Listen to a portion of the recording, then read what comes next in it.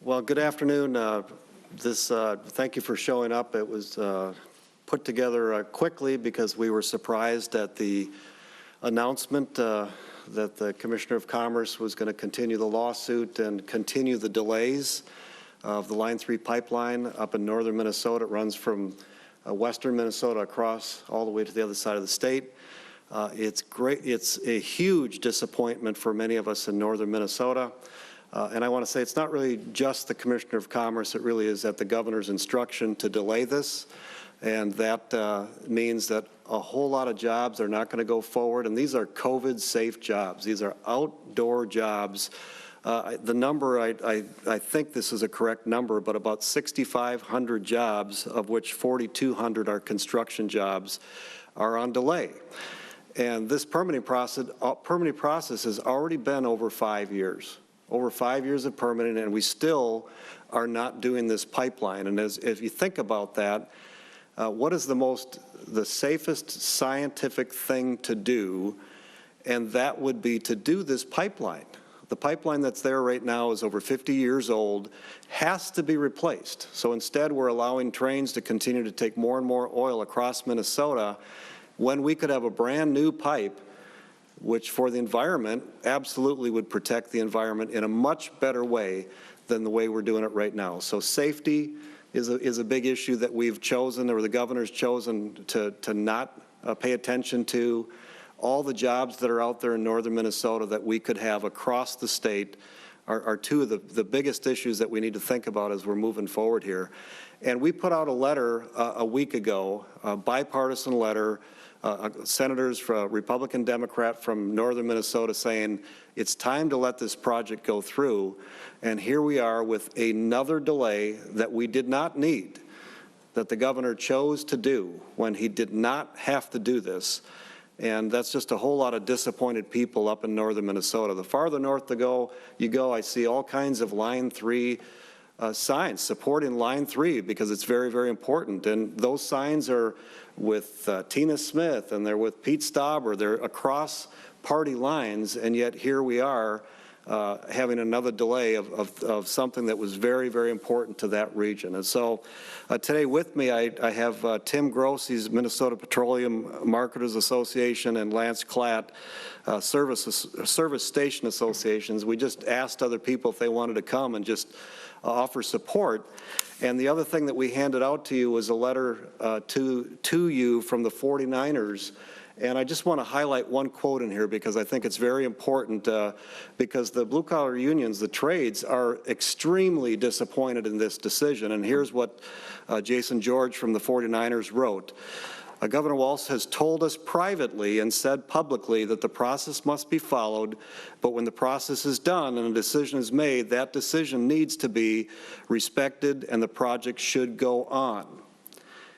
He went back on his word yesterday. There's no other way to look at it. I'm not going to repeat that. This is from our 49er friends. He went back on his word yesterday.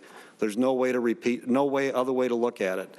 His decision to appeal the permit shows zero respect for the process or the commissioners, he was referring to the PUC, that he appointed, who ran a fair process and followed the law. So I don't know who's given the governor advice on this. He did not reach out to us. I don't know how many of the senators were reached out by the commissioner or the governor, but many of us were not contacted. And we have been saying over and over, this project needs to go forward. It's important for Minnesota. And so with that, I can take any question that you have. One other thing I'll say is we already intended to have a hearing on the Commissioner of Commerce and Energy, Commissioner Kelly. That will be this Friday. The idea was to ask him, we're hoping that you're going to move forward with this process and not sue again at the governor's request. But the decision was made last night, and so we'd already decided that we wanted to have a conversation with them Friday. I think the other thing I will mention is there were two commissioners that I went to the governor in February and said they're not doing their job. One of them was Commissioner Leppink, and the other one was Commissioner Kelly. And so we do want to have that conversation and see why They continue to stand against this when we know the science says this is the right thing to do. We know that it's jobs for the area, many, many jobs. And the other thing I did not mention is it raises a lot of property taxes which go into all those local communities. I believe the number is $35 million of property taxes that would be raised as a result of this pipeline. So with that, I'll take any questions, and then if either of these gentlemen, you have questions for them, they're happy to speak as well. Senator, Bill. Commissioner Steve Kelly is the commissioner that you talked to the Yes. governor about, correct? Yes. So how does this development bode for his confirmation or lack thereof when you're in special session next? Well, I don't want to comment on that other than we want to have the hearing Friday. So I think the Friday is important. You know, we've been trying to reach out, trying to encourage him to do this. And so that meeting Friday became more important. Yeah. Do you think this seals his fate? No, I want to look at every situation objectively, but this was a very big deal, a bipartisan big deal that we actually thought was going to be done that is now going the opposite direction. The jobs aren't there, the promises weren't kept. And so now we're going to reevaluate, but I honestly thought that they were going to let it go through finally after 5 years.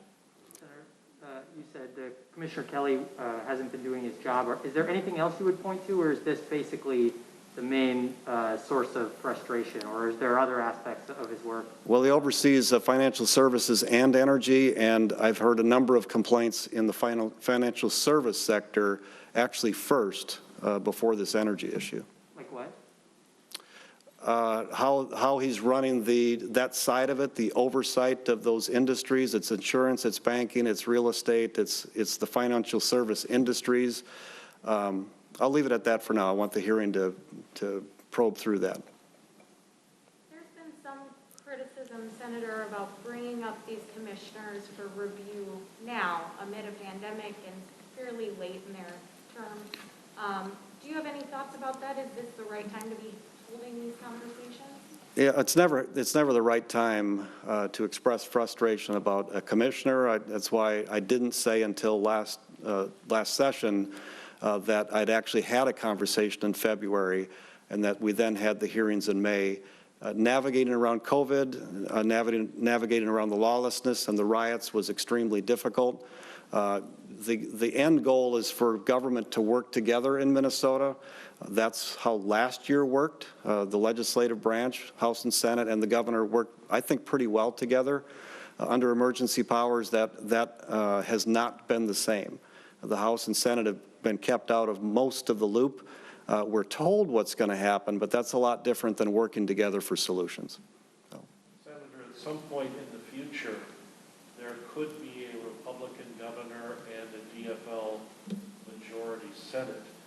Are you going down this path? Are you potentially setting up some future problems for that potential Republican governor? The question is, have I looked at reaping and sowing? I think that's the short version of that. I think it is very important that this is judicious. I was surprised that they moved forward with this when we were trying to encourage them to go a different direction. It's, I think, roughly once every 6 to 8 years on average, somebody has been removed by the Senate. This emergency power situation that we're in, we have never had emergency powers this long. Never, ever in the history of Minnesota. So everything is kind of upside down right now.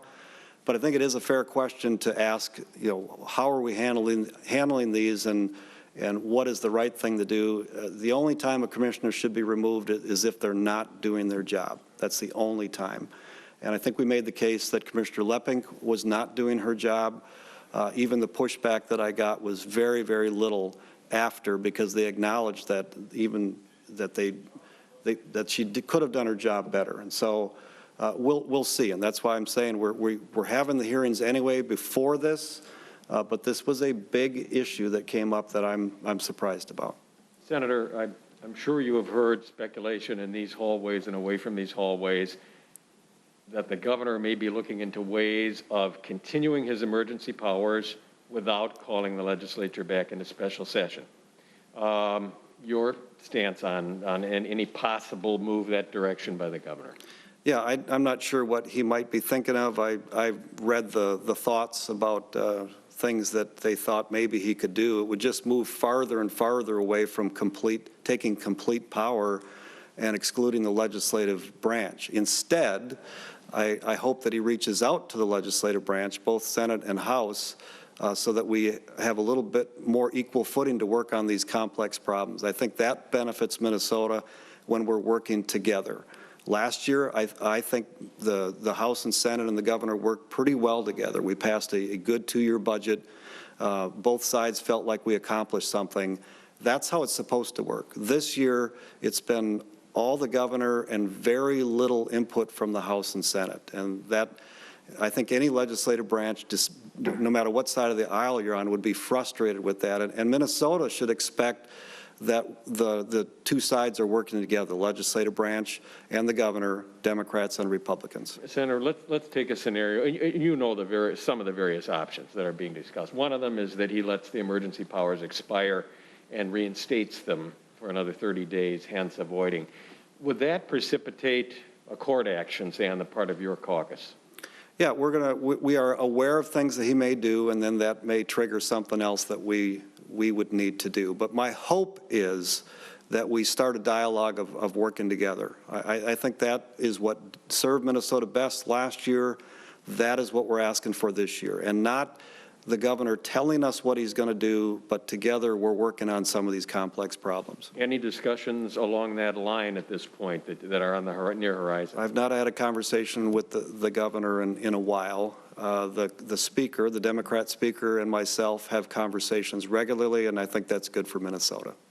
Senator, you've had a hearing now for a PUC appointment. This is going to be for Department of Commerce, then on Monday for the Minnesota Pollution Control Agency. Is it just a coincidence that these are all sort of environment, energy, utility-related positions, or is there just a larger statement you're making here about the governor's approach to these issues? I think it's more coincidence that they're all related to energy, so it's, yeah. Senator, are you confident that a bonding bill can still pass next month? Is there still compromise on that? I am still optimistic about a bonding bill with some tax provisions, particularly Section 179, which helps the ag community and small businesses across the state. So it would help Minneapolis-St. Paul, and it would help Roseau, Minnesota. And so I'm not giving up on that. It has a lot of roads and bridges in it, has a lot of money for wastewater infrastructure across the state. It feels like there might be a softening in the House where they may be able to do it. The Senate's always been supportive of it. And so I'm hoping that still has an opportunity to happen. I'm not giving up on it. It is still linked, however, at this point. Link is maybe not the right word, or it's an unpopular word, but is linked to the emergency powers issues as you see it. I know that that's the House that's taking that stance, that Leader Dowd is taking that stance, but is that how, where you see that gap is what has to be bridged still as the emergency power for a bonding bill to move forward? So it never was for the Senate, and I'm that. just saying that there may be some openness in the House, but you'll have to circle back to the Speaker and Minority Leader Dowd. Yeah. Would you mind sharing your thoughts? This point in the Democratic National Convention, there's been a lot of emphasis on attempting to call the president's character into question. Yeah. You got a shout out from him, I think, when he was here, and what are your thoughts? So first of all, on President Trump, I reflected what he has accomplished, and frankly, I'm amazed at the things that he's done, particularly for the economy. When people thought manufacturing and blue-collar workers were going away, they are exploding in jobs and work and activity, and that's been really good. He responded to COVID right away, which, immediately closing down flights from China when people were saying, why are you doing that? We've all wrestled through navigating with COVID, but I think he's the best person to bring the economy back. And so when they talk about lack of judgment or what he says, he is not a perfect man, nor is anyone that I know, but that does frustrate people. But I could point out similar things from the opposing side. And so I try to focus on the good that that people are doing, and he has done a lot of good for America. So, If I may, just quickly along the line of people being perfect. You're a Christian man, I know that. What do you think about the president's comment relative to God making him do it again? Because you heard the comment. It got a lot of exposure. I'm just curious your reaction to it. well, it made me smile because he was speaking to being overconfident, and in context, it was humility would be good. I'm going to have you do it again. So, but that's, he was actually fairly lighthearted in Mankato, trying to read with teleprompters that were bouncing all over the place. But the crowd was enthusiastic because, there was a lot of cops there that were thankful that he was supportive of them, as we're navigating through these difficult times, and small business owners and farmers. And it was just the salt of the earth people there, recognizing that he's not perfect in how he does things, but what he has done has been good for America. And so Biden, I'm going to let people make their own comments about him and Kamala Harris, but I'll defend the president. Probably time for one more. Senator, what are your expectations for next week's Republican convention? And do you think there will be themes that emerge from that could be echoed in the Senate campaigns around the state? Yeah, one theme that I think, and I'm not an inside of that, so I'm just saying I believe that this will be a theme. It became a theme in Minnesota.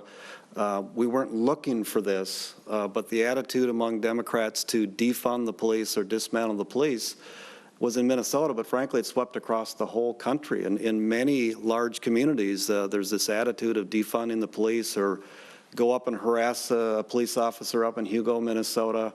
And so as a result, in Minnesota, lawlessness is way up, crime is way up, and I think people want to know that they're safe. And I think that's a theme across the country as we're drawing distinction about what's the best way to handle lawlessness. And so I've seen it here. I've heard the president talk about it too, and I expect that to be a very strong theme of making sure people are safe, honoring our police officers, pluck the bad apples out. I think the police accountability bill that we did just about a month ago or whatever, I think that was both sides working together to find something better. But even that, the majority of police said, yes, we think these reforms are good to pluck out the bad apples, but how about thanking us for the work that we're doing, because they do heroic work every day, the things that they have to do. And so that, I think that'll be a theme. But with you have your candidates talking about that law and order message? Well, I think throughout the state, I hear it everywhere I go. People are going, "What is Minneapolis doing? Why would they unanimously vote to defund the police? What purpose would that do?" And I've talked to some of the police community, and they talk about 100 or more police officers wanting to leave Minneapolis because of what it's like now. Well, if you have less police, you're not going to be able to stop people when they're doing lawless acts. And so that is frustrating people across Minnesota and across the country. And we're going to stand up for protecting our citizens and making sure we have enough police on the street and that they're doing their job the right way. So with that, thank you. Thanks for coming in.